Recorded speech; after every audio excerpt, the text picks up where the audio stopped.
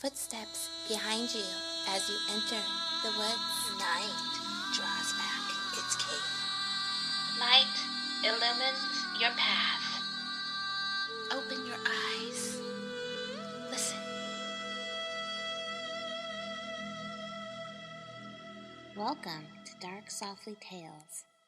Dark stories for dark hearts. I'm Mav Sky. Good evening, and welcome to Your Nightmares, and another episode of your favorite horror storytelling podcast, Dark Softly Tales. I'm your host, Mav, and I will be leading you into the woods this evening with the Grimm Brothers version of Hansel and Gretel. If I sound a little funny this week, that's because I am sick, and probably with the coronavirus. Yeah, I haven't been tested, but it's like all the symptoms, and it's weird because I'll feel better, and then I'll feel sick again, and then I'll feel better. But it's mainly like in the chest, like there's all these weird sensations, like in my ribs, where it just hurts really bad sometimes, and it goes away, and then there's all the coughing up. So I don't know, it's weird, but I will be fine. I'm okay, and the show must go on. So last week, we talked about the famine of 1315 and how that inspired tonight's tale. When I was researching, one of the things that I discovered is that the Grimm Brothers wrote 7 different versions of this tale. The first version was written in 1812, and the 7th one in 1857. The one I will be reading to you tonight is the 7th version, which is considered the most dramatic. The witch totally creeps me out. Especially whenever I got into character and was making her voice. That was like doubly creeped me out. Speaking of mice and witches, we're going to have a little chat about the symbology in the story. In all of these old stories, witches, old hags wandering the forest, stepmothers, and often the wild animals are symbolic of the dangerous woman archetype. A dangerous woman is one who does not live within the confines of society. She is knowledgeable and therefore dangerous. A dangerous woman has the instincts of a wild animal. She senses the changing of the seasons within herself and without. She listens with her heart as much as she listens with her ears. She stalks and defends her territory like a wolf and knows where her enemies are at all times. Her pearls of wisdom do not flutter down like snowflakes from heaven. To encounter her is to face your weakness, your nightmares, and either you will understand and take action on the wisdom that she teaches you, or you will die. There is more to the dangerous woman than this, but this is what I want you to consider as you listen to the story of Hansel and Gretel.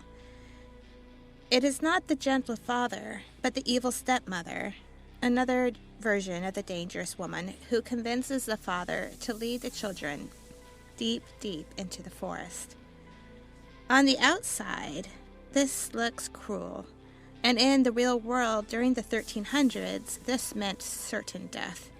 But if we view it from the angle of the soul, in order to truly exist fully in this world, our souls must enter the deep, dark unknown. We must learn to use the jewels that our souls possess, the instincts that have been passed down. Until we enter the woods, we remain helpless babes, starving for what others may throw our way, instead of recognizing what we truly value and learning to provide for ourselves what we truly need. It is through the encounter with the witch, who is terrifying, that Hansel and Gretel find the courage to do what they need to do, and then come home with gifts far greater than they would have ever been able to provide. I struggled when writing this intro with which symbology to talk about. Honestly, I could have talked an hour on every detail. How the physical nourishment of food is exchanged for the nourishment of the soul, how Hansel's glistening white rocks were exchanged for jewels, the animals and the birds. We could even go deeper in how the candy house represented a fantasy that the children were lost in, and it was the cruel witch who brought them from self-denial to a reality that in the end wasn't as dire as they were afraid of. On and on we could go. But I'll end with asking you to notice what or who is it that leads the children to the house. We'll talk about that in next week's episode. No need to fill your pockets with breadcrumbs. I got your hand. Let's enter the woods, shall we?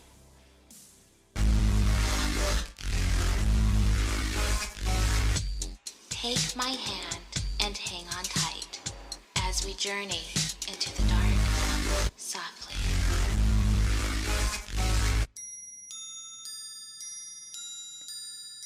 Hansel and Gretel by the Grimm Brothers. Next to a forest, there lived a poor woodcutter with his wife and his 2 children. The boy's name was Hansel, and the girl's name was Gretel. He had but little to eat, and once, when a great famine came to the land, he could no longer provide even their daily bread.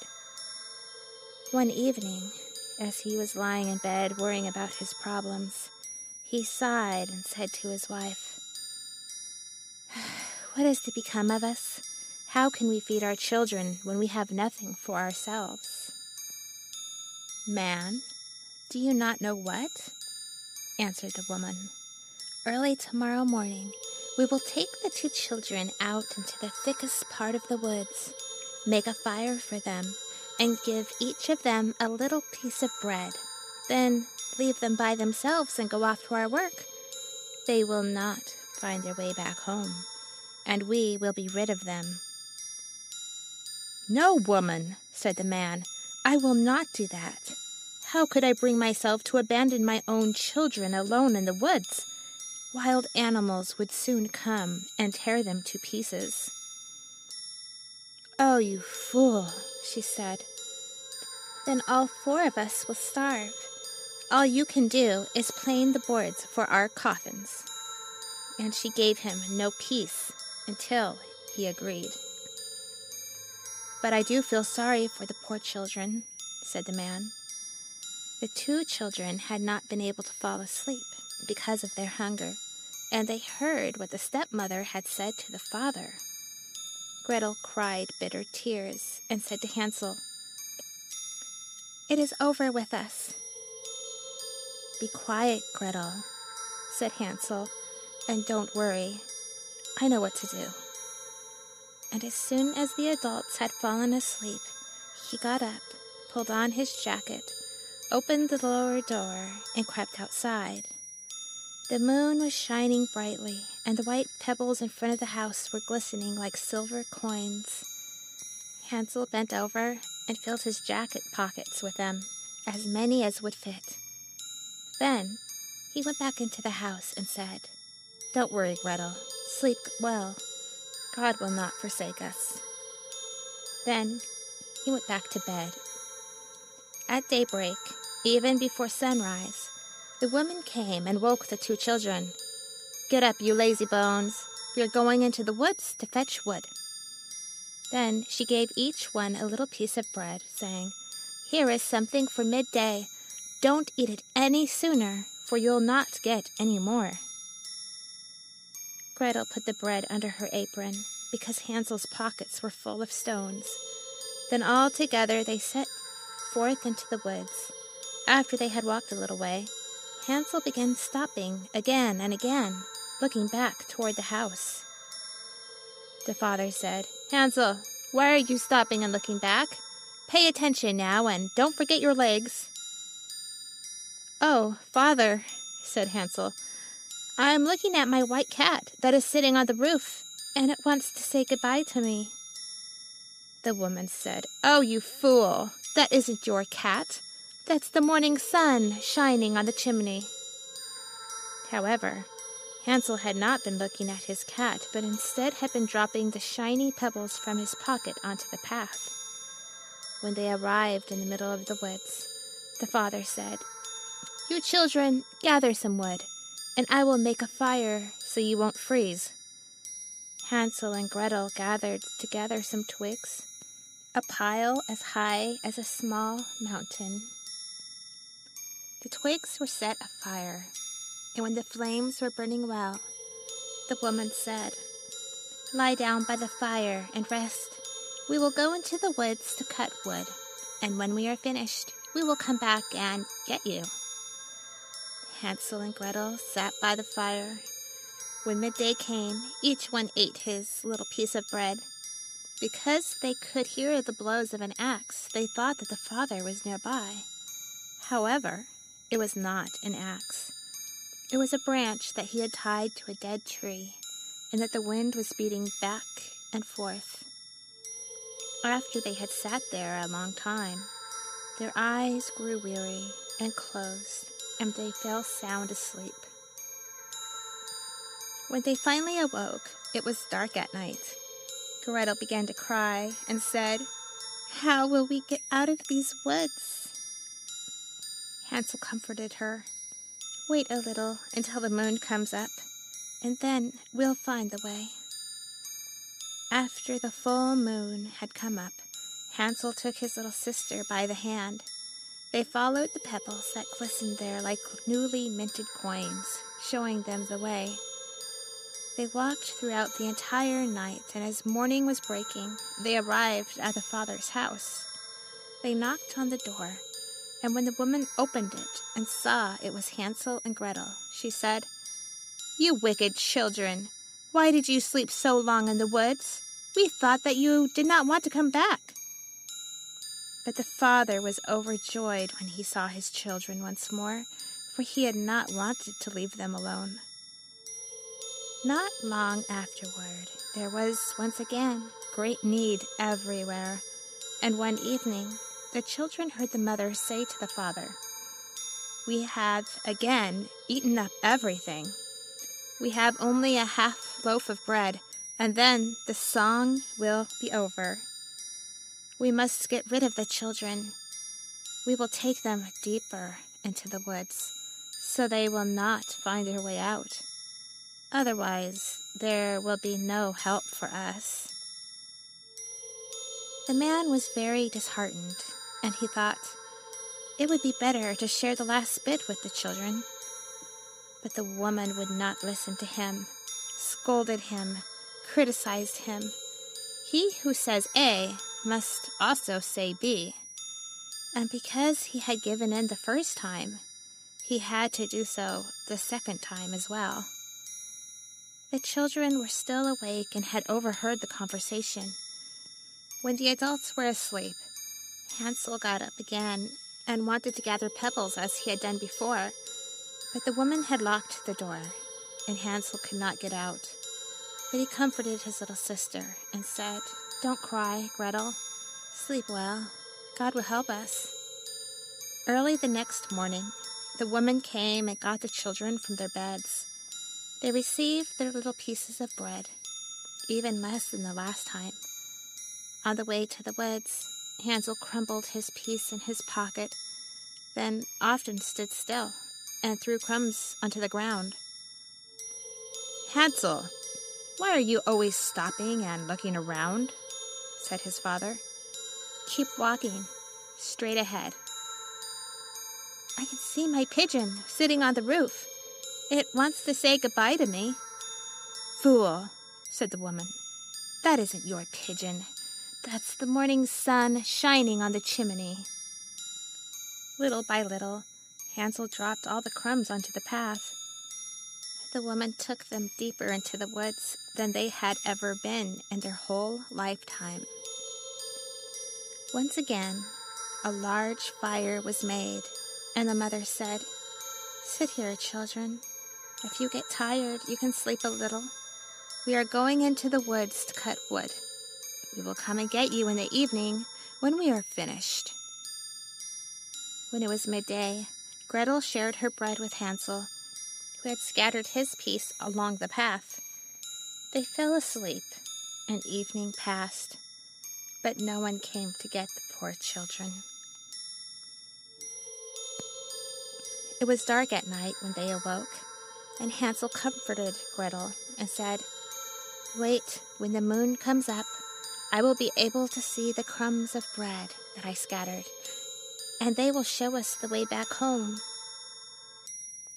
When the moon appeared, they got up, but they could not find any crumbs, for the many thousands of birds that fly about in the woods and in the fields had pecked them up.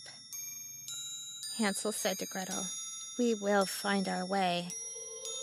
But they did not find it. They walked through the entire night, and the next day from morning until evening, but they did not find their way out of the woods. They were terribly hungry, for they had eaten only a few berries that were growing on the ground. And because they were so tired that their legs would no longer carry them, they lay down under a tree and fell asleep. It was already the third morning since they had left their father's house. They started walking again, but managed only to go deeper and deeper into the woods. If help did not come soon, they would perish. At midday, they saw a little snow-white bird sitting on a branch. It sang so beautifully that they stopped to listen.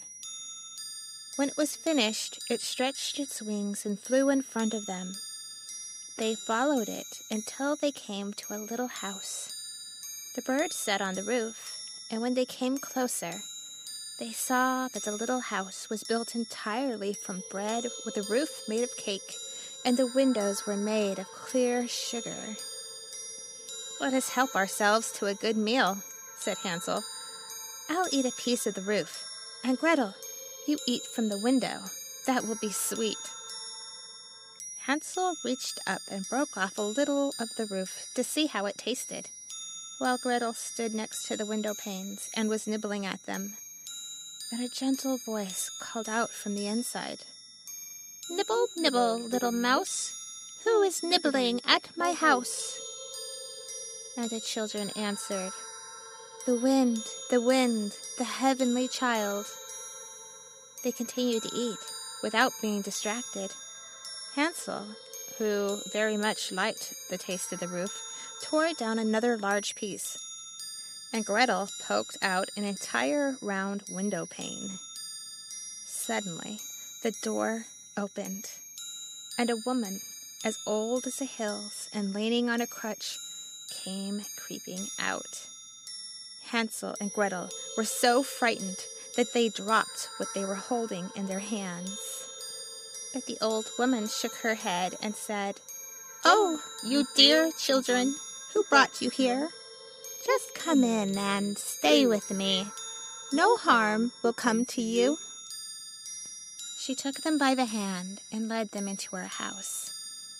Then she served them a good meal. Milk and pancakes with sugar, apples and nuts. Afterwards, she made 2 nice beds for them, decked in white.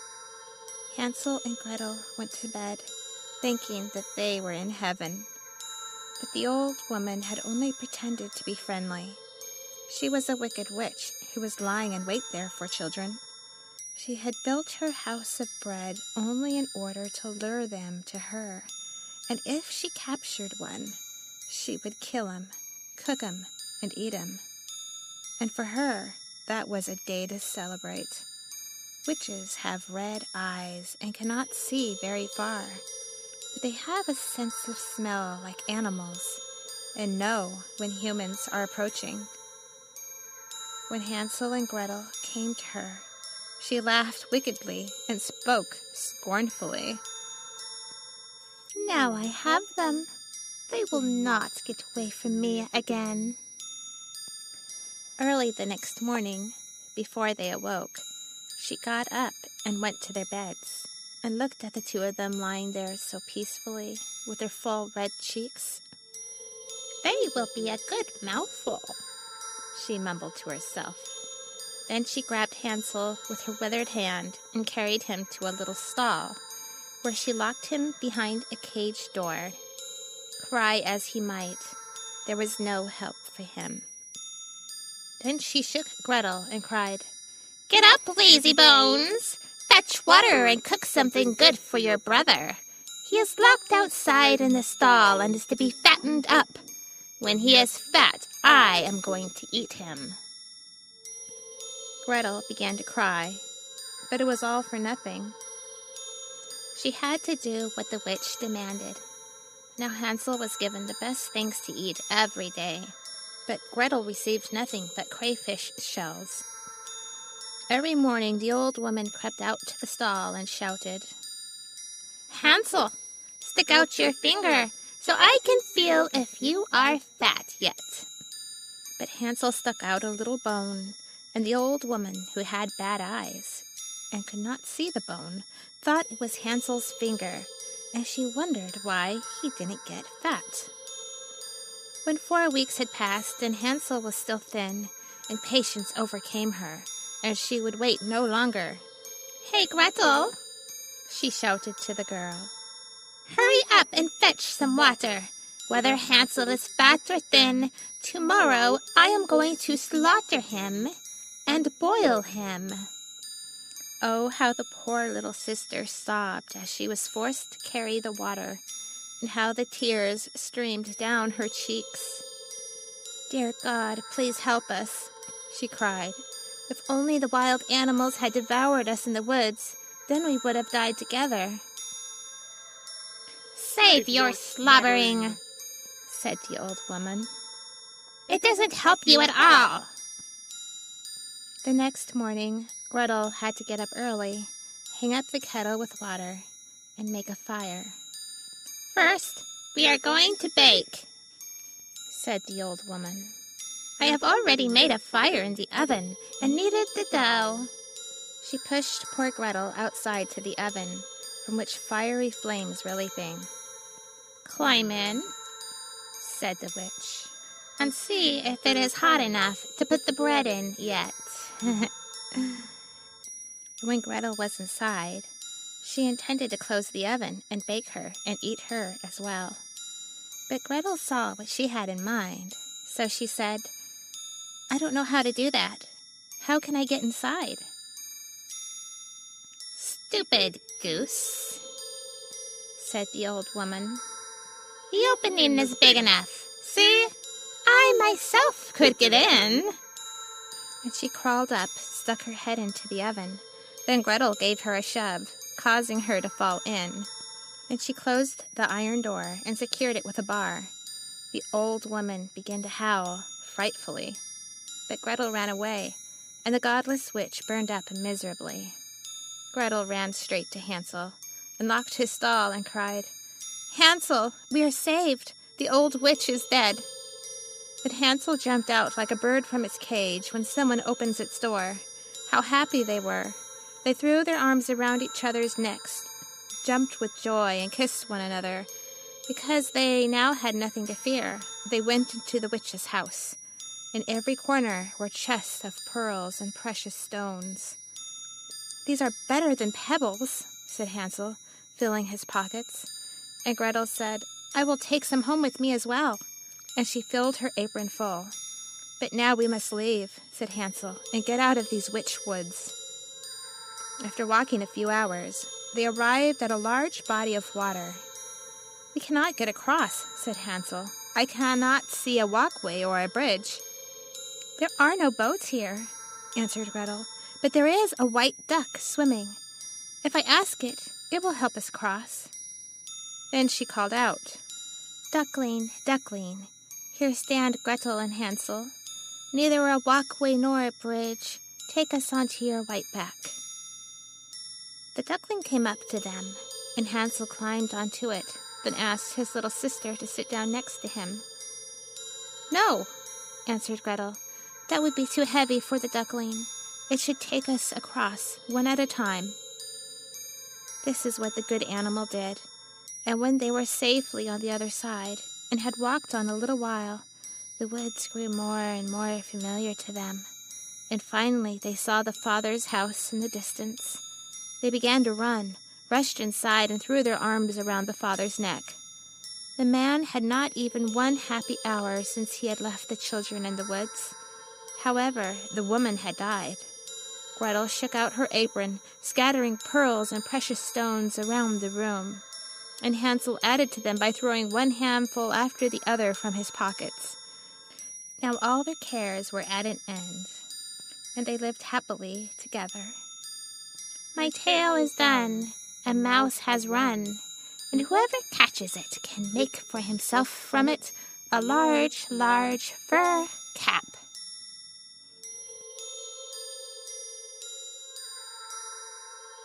Who likes dark stories? People who have experienced a touch of the dark side. People who are a little wiser to the world. People who like their bones chilled and their spines tingled. People like you and me. It's hard to find a story these days that write on the dark side with a touch of whimsy, humor, and heart. Mavsky spreads her dark wings and solves this problem for you. Head on over to Amazon and type Mavsky's name into the search engine. Mavskye. At Amazon, you'll find her Tales to Chill Your Bones series, Girl Clown Hatchet series, Supergirl series, her cult classic novel, Wanted Single Rose, and, of course, her brand new release, Cold Hangs the Midnight. Choose your dark flavor and head on over to Amazon today.